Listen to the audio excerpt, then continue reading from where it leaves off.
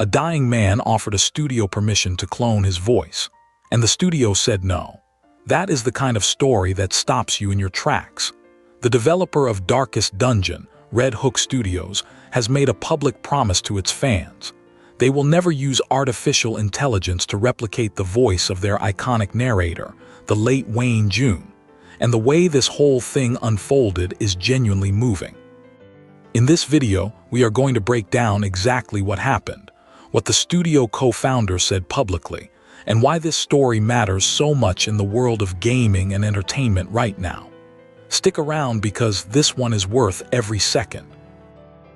If you have ever played Darkest Dungeon, you know exactly what we are talking about the moment you boot the game up.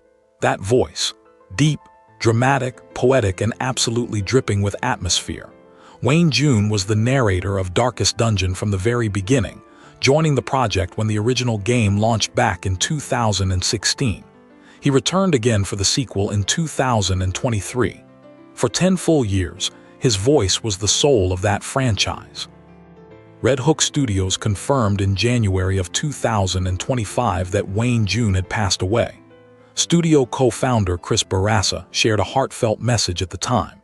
He called it one of the greatest honors of his life to have written for June across that entire decade. Bourassa added something really touching.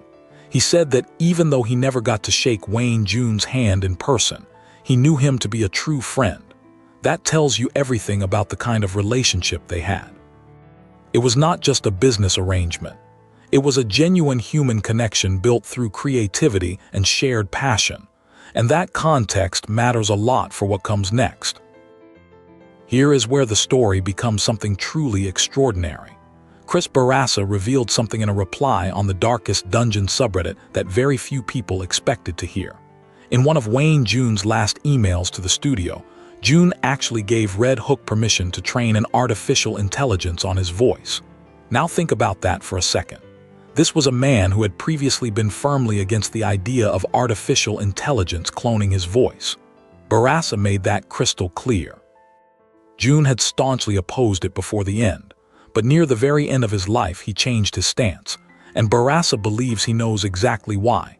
He thinks Wayne June was putting the game, the team, and the fans first.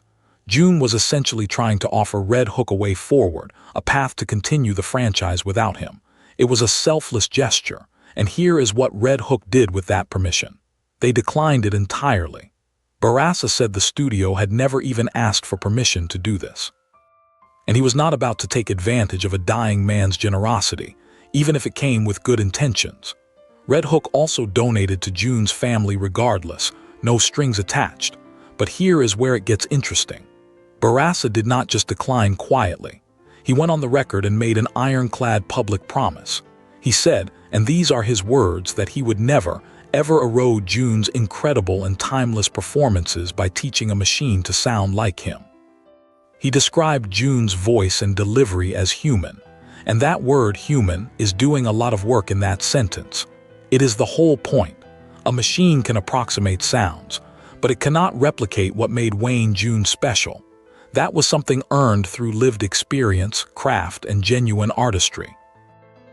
This story does not exist in a vacuum. The fear of artificial intelligence replacing voice actors and performers, both the living and the dead, has been growing louder every single year. And 2025 has been a particularly big flashpoint for this conversation. Steve Downes, the actor behind Master Chief in the Halo series, spoke out against artificial intelligence versions of his voice earlier this year. He made it clear he does not want his voice cloned or replicated without his genuine involvement. Over in Hollywood, Robert Downey Jr. made headlines in 2024 when he threatened to take legal action against any executive who tried to recreate his likeness using artificial intelligence, and he made clear that threat would stand whether he was alive to see it happen or not. Then there was the film As Deep as the Grave, which came under fire from movie fans just recently. Team behind that project announced they would feature an artificial intelligence recreation of actor Val Kilmer, who passed away last year. Fans and critics pushed back hard on that decision, and even the Academy of Motion Picture Arts and Sciences has entered the conversation. They announced rule updates earlier this month that will bar artificial intelligence performances from being nominated for Oscars starting in 2027. So the world is actively drawing lines right now. What Red Hook Studios did is not just a nice gesture. It is a statement. They are planting a flag on the right side of a very serious debate, and they are doing it not because they were forced to, but because they genuinely believe in protecting the humanity of creative work. Red Hook Studios made the harder choice. They had permission. They had a business reason. They had fans who loved this franchise and wanted to continue, and they still said no, because some things are worth more than convenience. Wayne June gave Darkest Dungeon its soul, and Red Hook is making sure that soul is never diluted by a machine.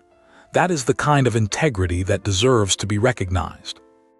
If this story moved you the way it moved us, drop a comment below and let us know what you think about artificial intelligence in gaming and entertainment. And if you want more stories like this one, hit that subscribe button because we cover gaming news that actually matters. We will see you in the next one.